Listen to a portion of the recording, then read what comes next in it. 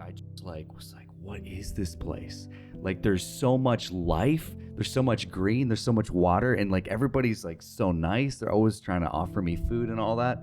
And it was just a kind of like experience that I never had before in my life. And it was overwhelming. I was like, I don't know what to say about all this. I was like very shocked. But like not in a bad way. It just took me time to kind of like see and experience this and to let my guard down, really. All right, welcome back to Hawaii Real, everybody. I'm your host, Ioke Ehu. I want to send a shout out to Hawaiian Springs Water, our beverage host for this episode. And you can buy Hawaiian Springs Water if you're not in Hawaii. Just go to the link below in the description. I got it on Amazon. You can find it right there and just buy cases of it. Who knew, right? Get that Hawaiian water from the Big Island delivered right to your door. Awesome stuff. And this episode is brought to you by the Native Hawaiian Chamber of Commerce. The Native Hawaiian Chamber of Commerce's mission is to malama Native Hawaiians in business and commerce through leadership, relationships, and connections to economic resources and opportunities. The Chamber's programs and events are designed to facilitate connections and promote business growth, professional and economic development, and sustainability. The Chamber's membership is open to individuals, nonprofit organizations, and businesses of all sizes. To learn more about the Chamber and how you can join, visit the website www.nativehawaiianchamberofcommerce.org. All right, and we are back here today with Salem Media Assistant Sales Associate. There you go. You have it. Andrew Hinkel. Thank you so much for coming on, Andrew. Yeah, absolutely. I wanted to bring you on because, well, you work in radio. That's right. I do. And, well, you're from North Dakota. Wow. Right off the bat. You remember, what movie was that from? Uncle Buck or something? I don't the guy has a tattoo and he's like, you're from South Dakota? And he's like, no, the tattoo is supposed to say North Dakota. He's like, honestly, I think I feel that way all the time. Every time somebody says, oh, you live in the state where the Mount Rushmore is, I'm like, guys, that's South Dakota. I'm North Dakota. So same to us, buddy. Same to us. Just call it one big Dakota, right? yeah, why not? Yeah. But hey, thank you so much for coming on the show. Yeah, absolutely. One of the things I wanted to talk to you about, so Salem Media has a bunch of podcasts also, but the main thing is radio. Yeah, I mean, this day and age of technology, and you're kind of on the younger end of workers who are coming out into the radio business. What's the future like for radio in this day and age of social media, TikTok, YouTube, that kind of thing? Yeah, well, a little bit about me. So I am from North Dakota, but I live here on the island of Oahu. My wife is from here, and we just recently moved back. But I went to school, and literally my degree was communications with an emphasis in radio. And, I think a lot of people were wondering why I would ever do that, because when I decided to do radio, it was already 2015.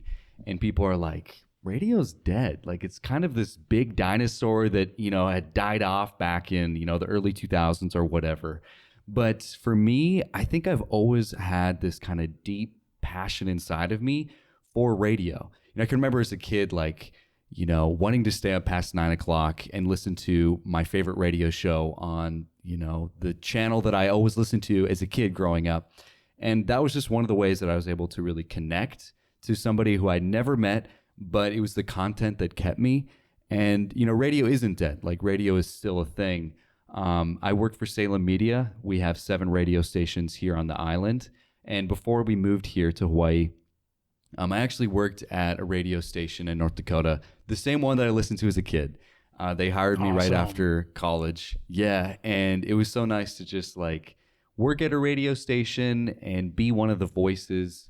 But yeah, I believe in it. I think it's still really important. When we're driving to work or we're driving to go pick our kids up from work, it's either you're listening to a podcast or there's a likelihood that you're listening to something on the radio. So I think that's still where we're at, honestly. And I don't see radio going away anytime soon.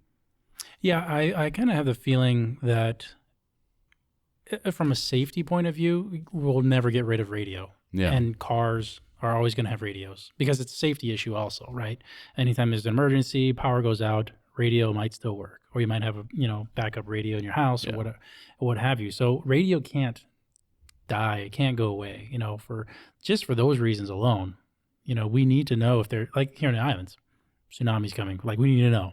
Yeah. Or years ago, there was a big earthquake and shut the power down for like 3 days. Yeah.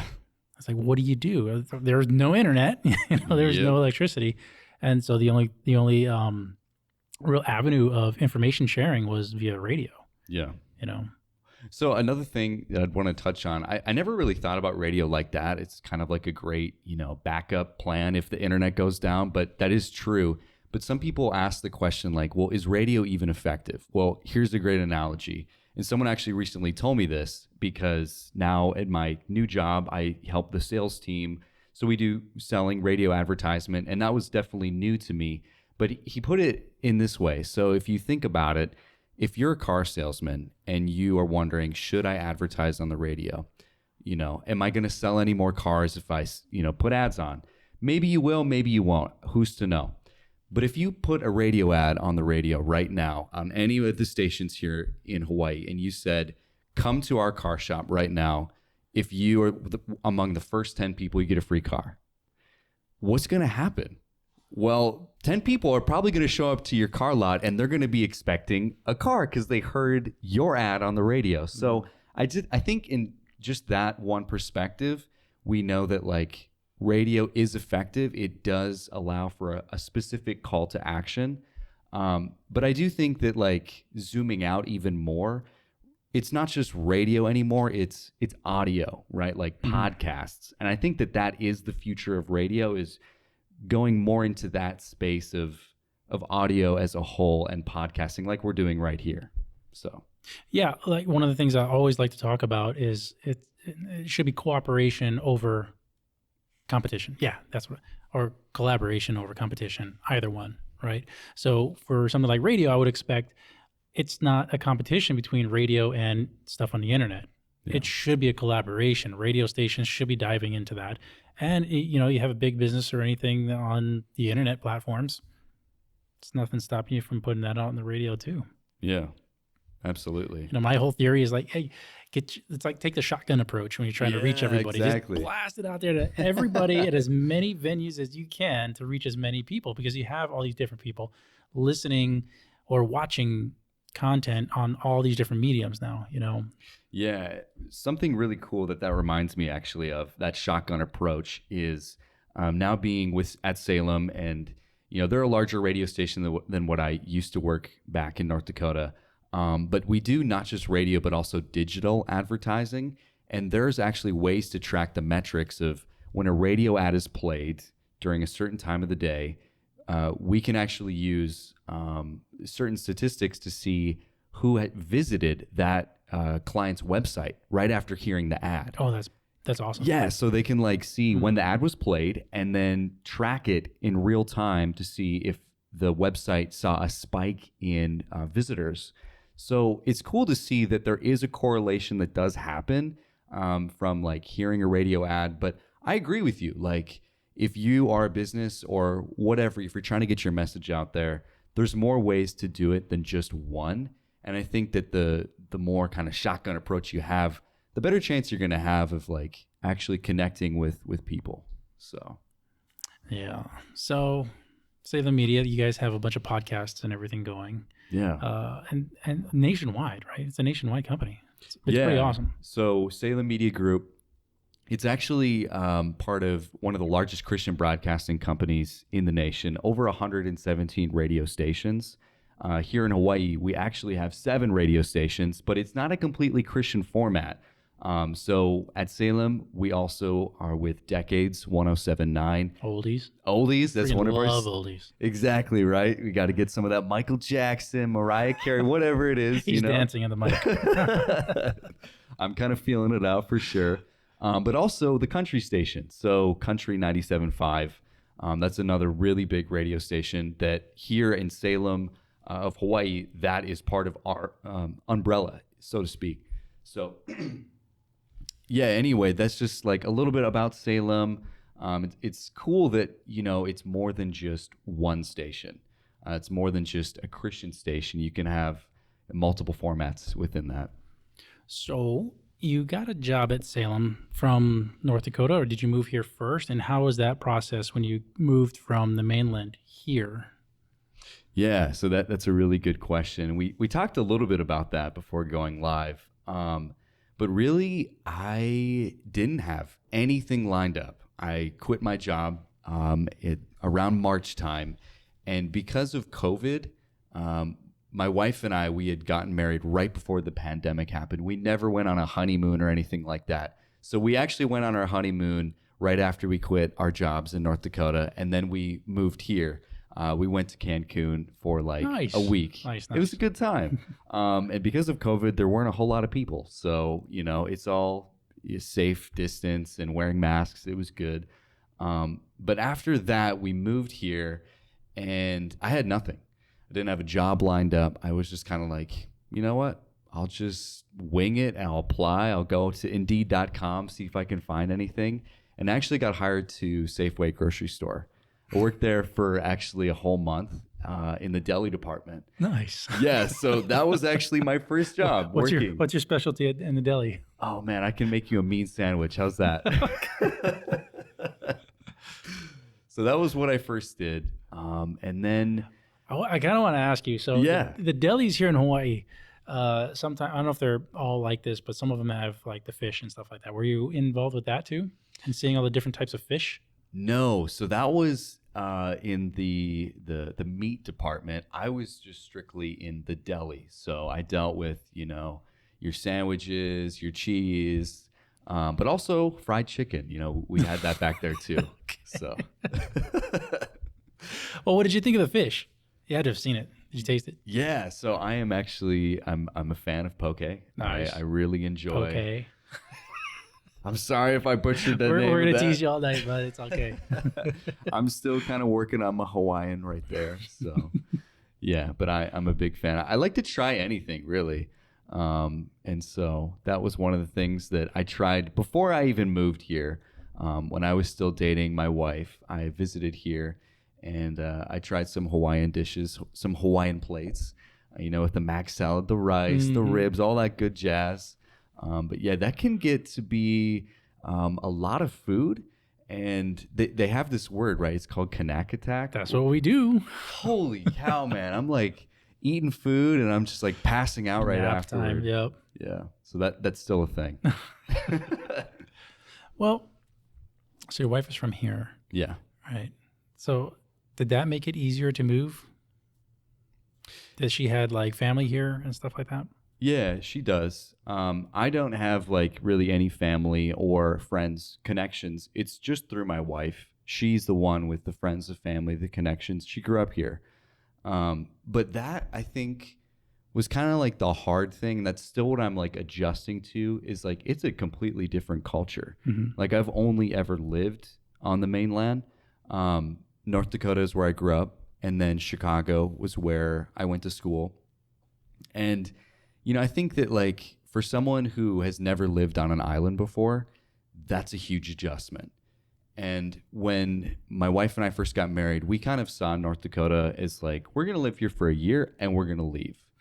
Now that we're here. It wasn't so exciting that she wanted to stay. I tell you what. One winter is all it takes, and you will either be like, yeah, I can do this, or I love snow. No, not that you have to shovel your driveways and stuff like that. Not when your car won't start because it's so cold outside. Oh, God. Yeah. No, thank you. So it can definitely suck. Some people can do it. Well, it's funny. Like my kids have never seen snow. They've seen like patches of snow when we've gone to like trips to Vancouver and stuff like that. Yeah. But it's always been in the summertime. And they're always like, Dad, we've never seen snow. And all these people are going, on trips and skiing and stuff. And, they're just kind of jealous and everything. I have to remind them, guys, most of the world has never been on the beach. Mm-hmm. Most of the world has never seen Hawaii firsthand. Yeah. And most people don't ever go to a beach like you guys go to every Saturday. So I have a funny story about this. Okay, so go. When I first came to Hawaii, it was 2019. I'd only been dating my wife at the time for like maybe a month or two. And her family was like, oh, we'll just have him over for Christmas. He can stay for 2 weeks. Like they just extended such an invite for me to come, and I was blown away by that. But when I first came, I was here for maybe a day or two, and then I almost like went inside myself because I just like was like, what is this place? Like, there's so much life, there's so much green, there's so much water, and like everybody's like so nice. They're always trying to offer me food and all that. And it was just a kind of like experience that I never had before in my life. And it was overwhelming. I was like, I don't know what to say about all this. I was like very shocked. But like not in a bad way. It just took me time to kind of like see and experience this and to let my guard down, really. But that was 2 years ago now, and now that I live here, it's a lot easier than when it was when I first visited. But just that whole culture shock, that's a real thing. Because you're dealing with like all this, what we call the spirit of Aloha coming down on you. Yeah. And, a place, I lived in Las Vegas for, 5 years. Not a whole lot of Aloha over there. It's just not. Yeah. I imagine the further east you go, you kind of lose that sense and that spirit of sharing and, just outward love for your fellow human, Yeah. So is that kind of what you experienced? Yeah, that was 100% part of it. Aloha is something that like I'm still learning, I'm still experiencing, and I'm also like now at this stage where I'm like, how can I contribute to that? Right? So it is like a culture shock at the end of the day for somebody who has not grown up here or maybe spent a significant amount of time. But it's a beautiful thing to experience. And it's very unique, I would say, to this island or the islands, right?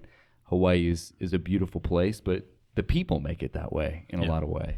Because at the end of the day, it's just, a string of islands in the middle of the ocean. Yeah. It is the people that bring the culture and make it beautiful, and keep it beautiful. Yeah. I think that that's what attracted me to even getting to know my wife. Was just like there was something about her when we were in college that I was like, I kind of want to get to know her a little bit more. And yeah, it was cool that she was from Hawaii and everything like that. But just like who she is as a person, she exuded something that at the time I was like, I got to know more about her. I got to like hang out with her. And yeah, it's just a beautiful thing. And it really, like, I think that everybody here so far that I've met on the island, they exude that aloha, and it's a real thing. And it's kind of hard to describe, I think, to like my friends and my family back home. Like, what do you mean? Like, why would you go to an island? Why would you live there? That's where we all go on vacation. No, there's actual people that live here and they work here and stuff like that. And they're not in grass shacks and they're not paddling canoes. Well, some people paddle canoes, but for recreation. Oh no! Not going to Vegas for college, and people thought that we still lived in grass shacks and canoed around everywhere. Yeah, it's like, do you know how to drive? It's like, dude, we have cars. We have cars. Yeah. We have traffic, the worst traffic. No, for real. Terrible. Yeah. That's got to be a culture shock coming from North Dakota. There's like got to be no traffic in North Dakota. Do you guys have like stoplights? So we actually have like horse and buggy. I don't know if you ever heard of that, but that's like no, Amish? I'm kidding. We have cars. I mean, they have that in Pennsylvania, right? You see those. My kids were kind of thrown back when they saw a picture of an Amish buggy, and it had like the license plate and it had the orange triangle on the back of it. Isn't that like kind of crazy that that's still a thing like in America where you can find certain pockets and places and they're like actual Amish people, horse and buggy still, that like no electricity. Yeah. I think that's beautiful. I think it's awesome that we can have cultures and societies still like that in this massive country of ours that has so many different cultures. Yeah, and I guess real briefly I'll say this, like that is another thing that makes Hawaii super unique. It's like very much a cultural melting pot of a place. So in North Dakota where I'm from, like it's very monoculture. Like there's just kind of like, one way of doing things and one, culture, so to speak. Not here at all. Like it's very here I feel as though there's like a lot of different cultures all in one place at one time. They're all existing. And I think that can also contribute to like that culture shock. You know what I mean? So I thought it was like super interesting that you were talking about how radio is your passion, and you went to college for communications and stuff like that. What got you into having that kind of passion? Yeah. I think a lot of it had to do with the college that I went to. They had a great communications program. So it wasn't just that they did radio, although it was unique because my college, Moody Bible Institute, also has a really big radio station and an influence, Moody Radio. So Moody Radio has always kind of been there in the background, especially when it comes to like Christian teach and talk. And it was nice because their radio station was right on campus. So I was able to do my internship at Moody Radio my junior year.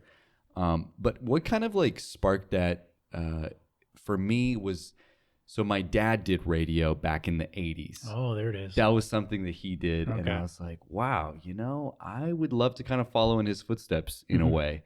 And radio was the way I thought I could do that. But the communications program was helpful because it kind of like taught me just the history, right? The history of radio. And when you think about the history of radio, why do people even listen to the radio? Well, they listen because they trust it, right? Like, why would I go shop at this place? Well, I heard it on the radio. Or why do I like a certain genre of music? It's because I heard it on the radio. For a lot of people, that's kind of their intro into radio.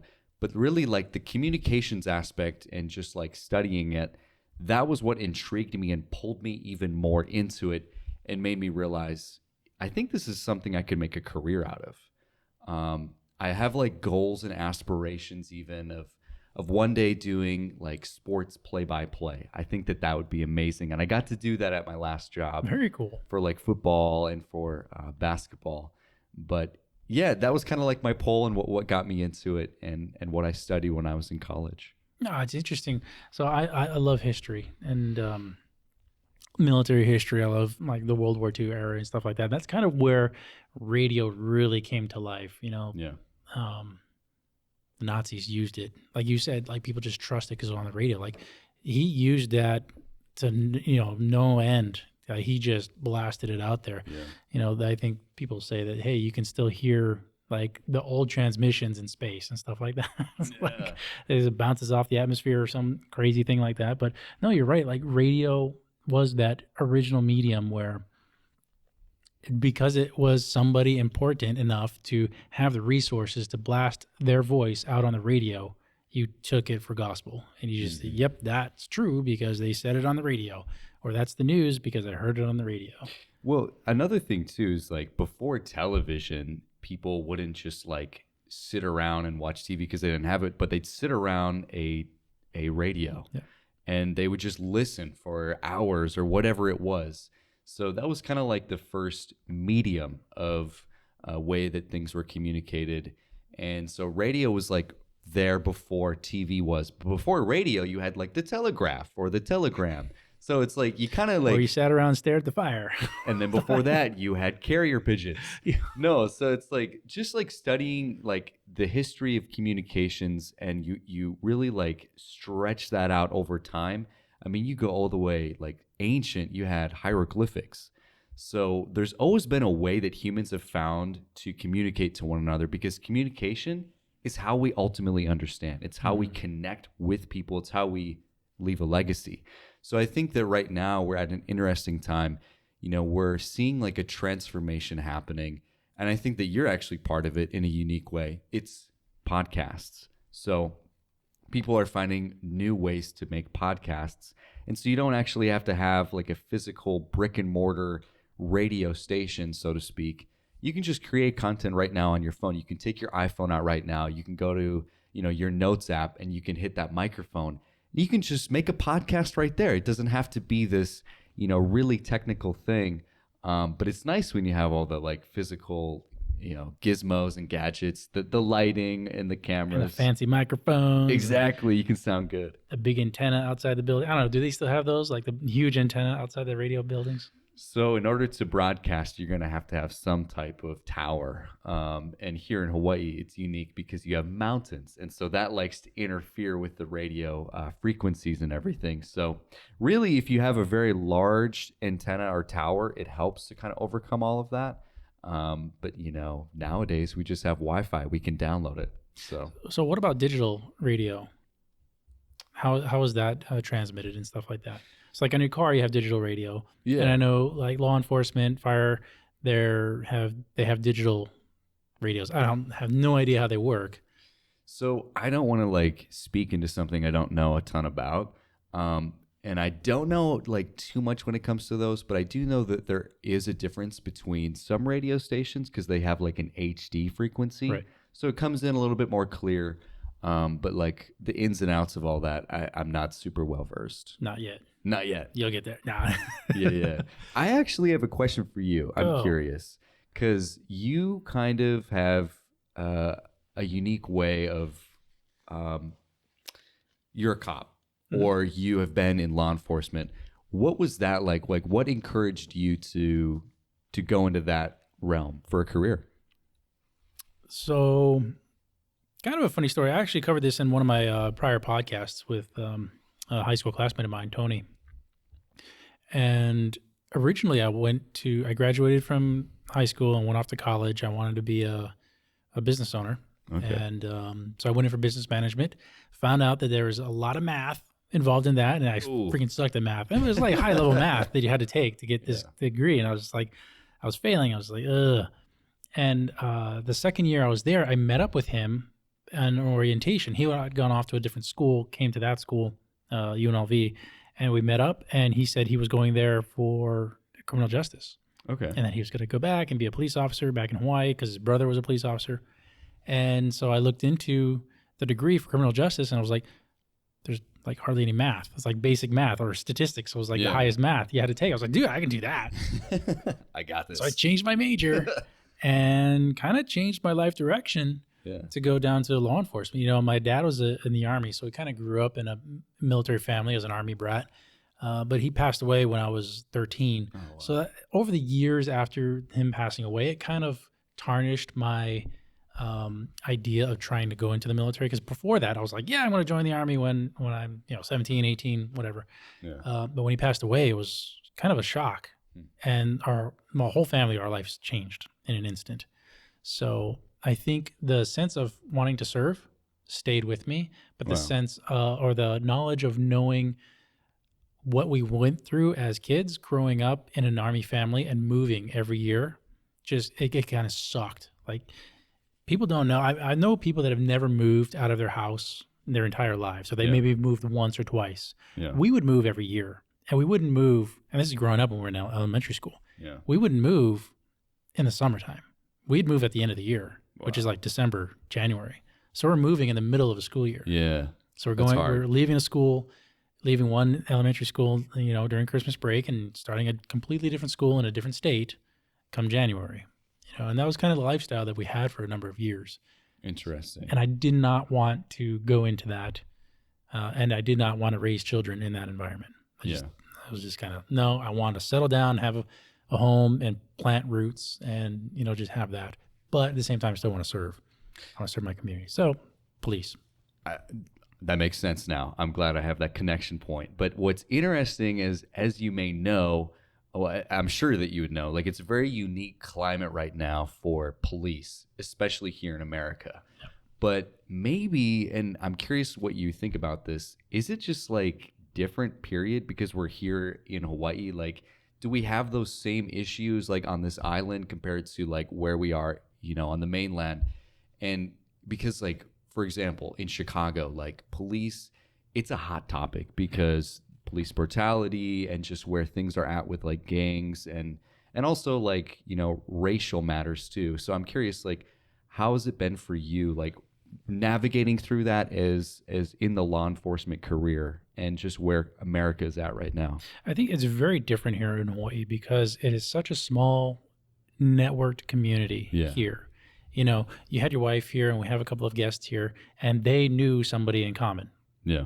And even I knew somebody in common when we met with these other people, right? And then your wife and I have people in common, like your wife plays hockey, right? Yeah. So we have, like, just in this little instance right here of 6 people, we've known all these different people together. Yeah. And that kind of transpires into the law enforcement aspect here, where as a police officer, you're dealing with somebody whose relative might be a police officer also, or who might know someone who's a police officer, or you don't know who they're related to, or so such and such, right? So there's a higher risk value of mistreating a person because you don't know who they may know or who they may be related to. Yeah, You know, sure. so that's one aspect, you know, the small community ties. But from the public also, the public, a lot of people know a police officer or are related to a police officer, so they're less inclined to be negative towards the police officers here in Hawaii because we are your neighborhood cops. Like, we grew up here. Yeah. And we went to the same high schools and stuff like that. So there's a lot of those connections here. Yes, there are a lot of police officers coming from the mainland and stuff like that. But I think for the vast majority of the police officers, they were born here, they grew up here on this one rock, same with all these other people in the public. And, you know, when you're dealing with the community, you do come from the community. So that helps a whole great deal of connecting the community policing, so to speak. Well, I think on top of that too, and we talked about this earlier, right? Like the spirit of aloha. Like, I think that is another unique thing that is, you know, here on the island. Back in the mainland, I mean, it's different. I think there's a lot more like issues that are prevalent, and there's maybe less of that like ability to give grace to the other person, and like reach out there for understanding. And there's less connection points. And I think that, you know, here in Hawaii, like that does make it maybe perhaps easier, but at the same time, like it's still hard, law enforcement. But yeah, like it's really awesome that you like are able to have those unique connections. And hopefully like, you know, it works out in the end.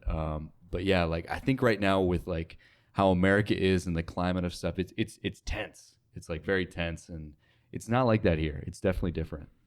It's still tense, maybe not as tense. You know, the whole a lot of the racial tensions throughout the country don't necessarily apply here. Yeah. You know, we have probably the most diverse police department racially than any police department in the country. It's just a fact.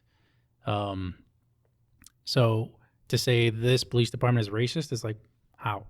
Like, well, we're racist against all races. You know, it's like, how could we be? You know, so that plays a part where it's like it's a big melting pot. You know, you may have 6 cops show up, and you'll have 6 different racial backgrounds. Yeah, when they do show up. So, and I think that kind of breaks the tension there too, because you can't use that, or the public can't necessarily use that as a sticking point necessarily. Yeah, I think that's really important, and I don't know what it's going to take really like for the future of America when it comes to policing and all that kind of stuff. Maybe they need to take some cues from Hawaii and like, you know, learn some of the things that you guys are able to do, right? Yeah, I mean, you know, you're talking earlier about, you know, aloha. You know, the spirit of aloha is codified in our Hawaii revised statutes. Wow. It's written into law to apply the aloha spirit for government officials. That's from so crazy. Police officers, firefighters, through judges and legislatures. Wow. Yeah, I think that's so amazing. Like, you know, to have that here and then to like think about it back home. Because I have friends who are cops. I know people that have done law enforcement, and actually, like one of them, he left the cop lifestyle because it was just like I don't think maybe it was necessarily for him, but also like the climate of it. It's just like it's so tense, but that spirit of aloha, I think, is so important, and hopefully it can translate into other areas of our life, not just, you know, here on the island. I think it will. You know, the internet and radio it's a double-edged sword.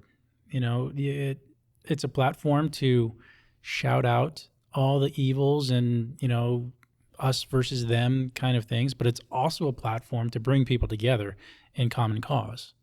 You know, and I think it's the responsibility of the content creators to take on that and realize what they're doing.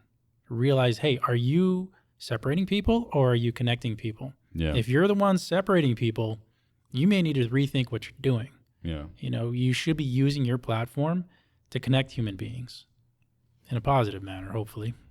Well, and I think that is one of the things that radio has done well over the history of time is it's kind of like a centralized way of communication. However, in the 21st century, when you have all these different ways of communicating, you've got your Instagram, your TikTok, your Facebook. I mean, we connected over LinkedIn. I mean, there's multiple ways that messages can get out there. And I think that actually creates confusion. And that's why it is important to just be like aware that all these factors are like coming in on us. But yeah, like radio, again, just a perfect example of it was a centralized way of communicating and immediately people trusted it. Now people are trusting their Facebooks or people are not trusting their Facebooks depending on, whatever it might be. Well, the radio, like you said, like immediately people trusted it. Yeah. But immediately evil people misused it. Yeah, I mean, you brought up an example, like the Nazis. That's how they connected Germany and spread their evil ways, kind of so to speak. Yeah, a lot of it was done via radio, and they connected a lot of what the Nazis were doing in Germany. They were able to connect to people in America. Yeah, absolutely. Via the radio. It's scary. Yeah, but that's what happened. It's crazy how messages can spread super fast, and the way they do it is through powerful mediums.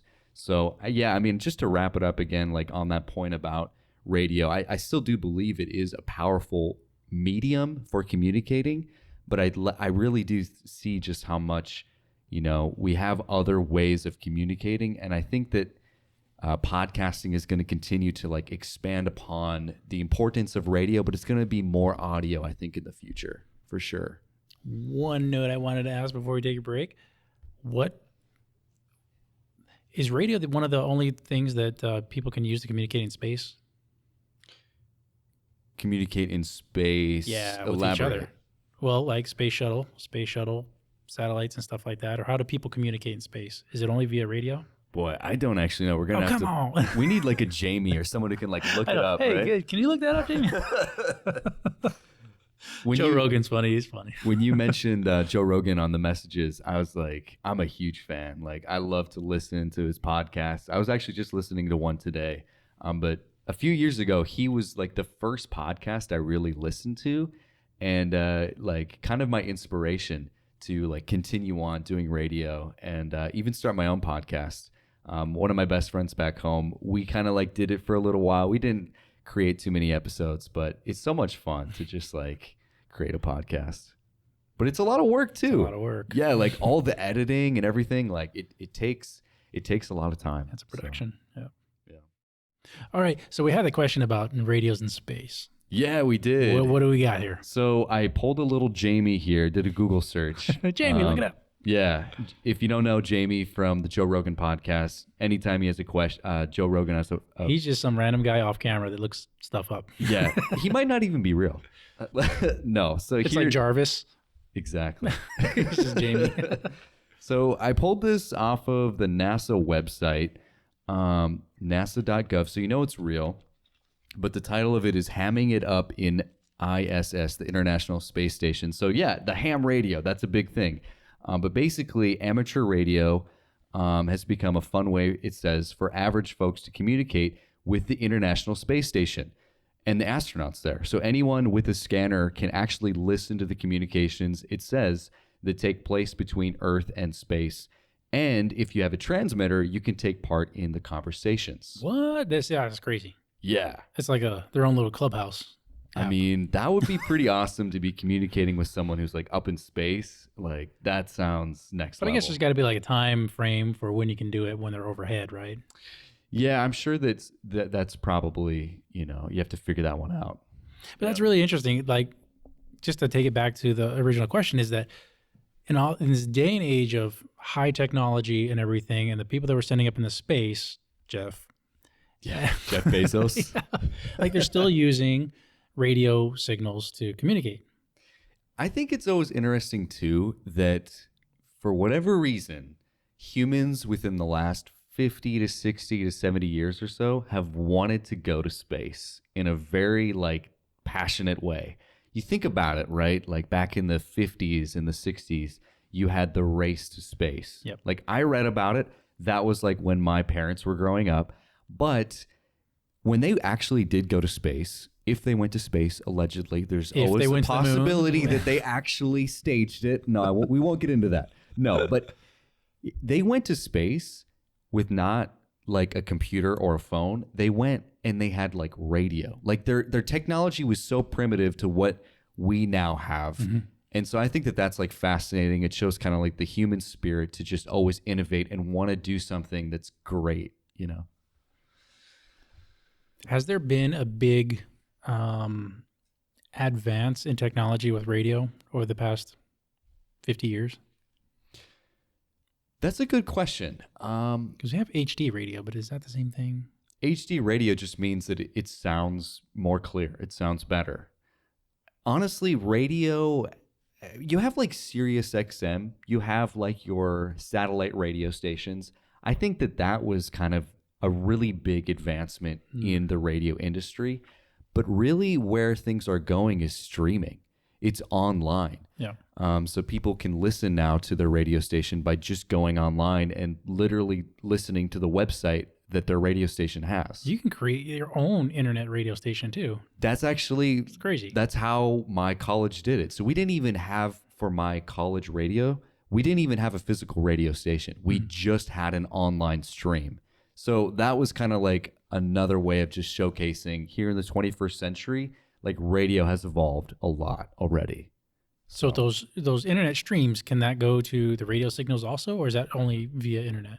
It can. The only reason why they really didn't have a radio stream is money. It's expensive to have an actual physical tower and to have actual space to do all that stuff. It's so much cheaper to just do it online. And the cool thing about doing it online is you can now broadcast anywhere in the entire world. Mm-hmm. Anybody can listen in. They just have to literally type in the website and they can listen. Right. So those big radio towers we see around the island and stuff like that, how many stations is one tower able to broadcast? A lot or like one? You could have as many as like 6 to 7 radio stations from that one tower. It all depends on the tower itself, but you can have multiple radio channels on one tower.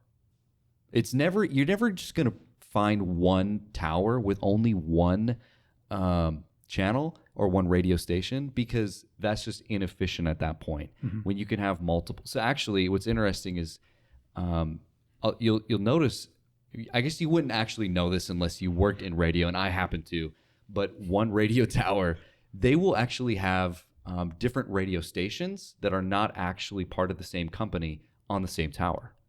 So you could have like, for example, for us, we have, I'm not sure if KSSK is on the same tower as us, but what I'm basically saying is like multiple radio stations, not necessarily related to each other, but they'll all share the same tower. They're using that one tower. Exactly. Yeah. They're all using the same tower. But as the person who's just tuning in and listening, you're like, oh, that's a completely different radio station. Well, they're being broadcast from the same tower. There's at least a likelihood of that. Do the radio stations themselves own the towers, or is it like a third party that owns the towers? That's another interesting thing. So depending on who owns the tower, then they're, renting out space to those radio stations, stuff like that. And here on Hawaii, there's a limited amount of space. So it kind of everybody knows each other. Everybody's connected in that sort of a way. But yeah, so multiple radio stations can exist on one tower. Yeah, so do you get land and like put up a couple of radio antennas? Well, I would imagine you'd have to have a lot of money, because space here in Hawaii it's kind of expensive. Like real estate these days, oh my gosh. Forget about trying to buy a new house if you're my age. Or even really move to this island, because it's so expensive.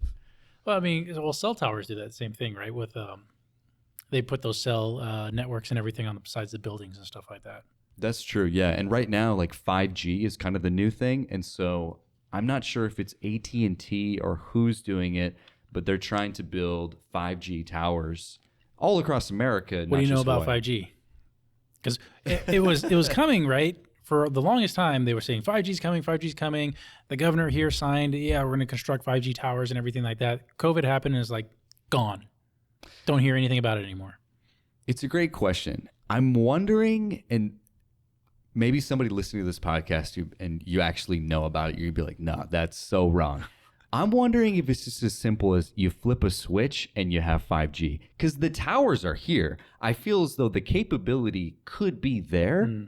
Is it just someone else needing to flip the switch and then we have 5G? Because I'll be real with you, my phone service here is not the best. Like, I would rather be connected to Wi-Fi than having to just use my phone's data plan. Well, that's how we in Hawaii roll, man. You got to talk to people. Yeah, right. Exactly. Face to face, right? Face to face. Yeah, that's why we have terrible signal. Yeah. So, yeah, that's the reason. I think honestly, like COVID probably did, take maybe a bit of a curveball with a lot of advancements. And so maybe another year or two in Hawaii will have 5G. We'll see. Yeah, because I was always told that 5G is so much faster than 4G that it's not even going to be recognizable as the same thing. It's so much faster that it's faster than the Wi-Fi signals that we get in our home. So with your job being in law enforcement and everything, how does all of that affect like your guys' equipment when you're on the run? Because sometimes when I'm, behind a cop, I'll see through their window or they'll come around me and I see you guys have this laptop right there, like in the passenger seat. Like, do you guys? So that's on cell signals. Yeah, I was curious, like how are you connected that way? Air cards. Just any way you would connect a normal laptop to the cell network and stuff like that. And is it fast? Like, are you waiting like 30 seconds for a web page to load, or is it like pretty quick? It's pretty quick. Wow. Yeah. It's. I mean, I can't go into details about it, but no, it's almost up to the minute, to the second, I guess. Up to the minute would be long. It would have to be, when you're doing your job and. No, they've gone through the hoops and gone all over the island, and over the years, because when we first started with laptops, I was actually a new officer. So it's been almost 20 years that we've been implementing this whole structure. So we've been putting these network towers and everything all around the island, and they've constantly been testing it and researching it and finding out, hey, does your laptop work here? Does your laptop work there? Does this work here? If it doesn't work here, please let us know. Yeah. And so we have our own radio shop guys that will actually go out and figure out what the problem is with the signal and ensure that there is coverage throughout the island. So it's not on the typical cell networks, but it's on like our own internal cell network. So I feel like, I actually have a buddy that's in the cybersecurity realm, and he sells cybersecurity software, stuff like that. I feel like that is kind of one of the scary things, or the things to be like on our radar, right? Like moving forward, the next 10 to 20 years, like that, I feel like a cybersecurity attack would be so scary because we rely so heavily upon like our phones, our computers, and the network, right? Like our businesses are all super tied into like the online sphere. So it's like, that's why I'll never get Bitcoin. I'll never invest a lot of money in a Bitcoin. I mean, it's just what happens when you don't have the internet. Well, the theory behind Bitcoin is that you could actually have it stored offline. But you can't use it until you're back online. It's not a physical currency that you can utilize. Yeah. So in, I don't know, emergency situation, hurricane hits. Yeah. No electricity. A person has, hey, I have, $50,000 in Bitcoin, but I can't access it to buy a bottle of water at 7-Eleven. That's true. I'm just wondering though, like, do you think though in the future Bitcoin or cryptocurrency, whatever it is, could be more and more like where we're going as a society? Or Okay. Yeah, it definitely is. However, the governments they're already trying to, but they're getting involved with creating their own regulated cryptocurrencies. The whole thing with Bitcoin and Ethereum and stuff like that is that they were not regulated, which was huge for the underground, dark web type of people. And that kind of just built up, and then it became popular, and then a lot of people started investing in it. And it's such a volatile, its value is so volatile. It goes up and down, up and down, up and down. Yeah. Within a few months, Bitcoin had gone from $60,000 to $30,000. Yeah. It's like 100% just gone, right? So if you bought it at 60,000 and then it goes down to 30,000, it's like you're shit out of luck. But because of its a lot of regulations, rules, and everything like that are put in place because people are stupid. Like banks have a lot of regulations. The banks are insured because people are dumb. They make mistakes. Yeah. Honest mistakes or whatever. when you have a platform that is unregulated and there are no set rules and there are no set insurances or anything like that, and then you have certain people that are using it that are wily to it and they're very knowledgeable and they know what they're doing, that's fine. When you spread it to the masses and you have 70-year-old grandma with Bitcoin that doesn't know shit about anything, and she's using it as if it's currency, and she's trusting people and thinking that it's backed up. It's not. And they lose hundreds of thousands of dollars, and we're all like, tough, dude. Your money's gone. You physically sent that to somebody else's wallet. So we got to go into this because now we're on the conversation of cryptocurrency. I'll just say it briefly, but a few months back, maybe you were aware of this, but the GameStop stock saw a massive spike and went from just worth a few dollars all of a sudden to worth a couple $100 a share. So I was following this pretty closely, and I actually jumped on it. I bought a GameStop stock at $71 right before it Nice. had this huge spike, whatever. But the reason I did it was because I was on an online forum called Wall Street Bets, which is on reddit.com, also known as the front page of the internet. That's what they say. But I was following this. I was like, I wonder if this is actually going to be a big deal, because people are saying, we're going to make this stock go to the moon. There was a huge hedge fund to try to predict that the stock would go down. Hold at all costs. Exactly. Something. And so all these people online, myself included, were like, let's jump on the bandwagon and see how far we can take this. And then the stock spiked, and it kept going, and it kept going, and it kept going. Eventually, I think it got as high as around $350, and since then it's gone back down. I think it's at $150. But in the meantime, you had a cryptocurrency called Dogecoin. Yeah. Dogecoin Pennies. was not even worth a penny previously. It was worth nothing almost. And then people were like, let's do the same thing we did to GameStop to Dogecoin. Yep. And it went from literally not worth a penny to pretty much overnight worth 70 cents for one Dogecoin. And people made a lot of money on this. But the interesting thing, and you touched base on this, is like the people who are doing this are not experts. They're just Joe Schmo people making, an investment and risking money. And for every person that's made a couple bucks, somebody's lost a couple bucks.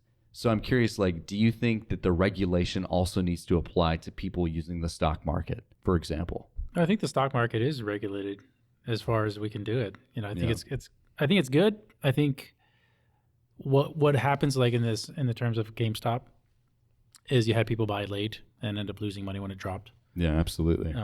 You had people doing uneducated things. And what it did, hopefully, is it taught those people, hey, if you're going to buy stocks, know what you're doing first. Yeah. Do a little bit of research. You don't have to be an expert, but do a little research. Don't just jump into the pool without knowing how to swim. Yeah. I think that's a great analogy on life, actually, is know a little bit before you just make a big decision and you take a loan out against your house and buy a bunch of stocks. Yeah, no, don't. It's dangerous stuff. It can be, yeah. You play with fire, you're going to get burned. Yeah. So stock market's a great way to do that. Yeah. No, even with radio, you have regulation too. You have the FCC, and there's certain ways to comply that you have to. If you don't follow these rules, you'll lose your license and you can't actually have a radio station. So regulation has always been there. I think it's a great kind of backup measure to protect ourselves from doing something that ends up hurting ourselves or hurting our business or hurting others. It's like all these rules and regulations are there because there's stupid people out in the world. They're Murphy's Law, anything that can happen will happen. I had this conversation with a doctor. She couldn't understand why there were so many stupid people doing stupid stuff. And I was like, okay, time out. Let's look at a bell curve. Okay, just take any unit of measure. Let's take IQ. Yeah. It's on a bell curve. Okay, you, doctor, you're probably on the high end of that, which means you're at the top 10%, 5%, or whatever.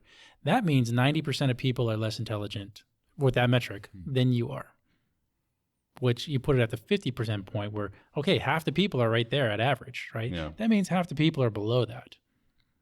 And then you take the IQ and you look at, the bottom 10%. They're just too kind of dumb to do anything. It's like, wait a minute. So 1 out of 10 people are too dumb to do anything. when you look, so the military has a metric where if you don't have a certain IQ, there's no job in the military that you can do. Right? Yeah.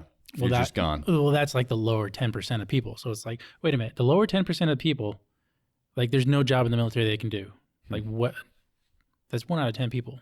And that's not me saying it. It's just, the metrics when you look at a bell curve of intelligence.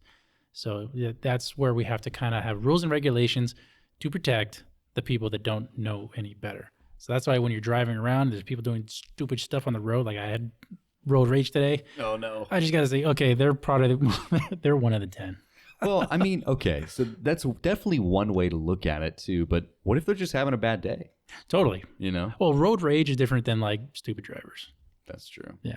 Because I see road rage people like swerving and going through traffic. You know what I say? I say, that guy's probably got diarrhea. And he's just got to get to where he's going. Go. I've been there.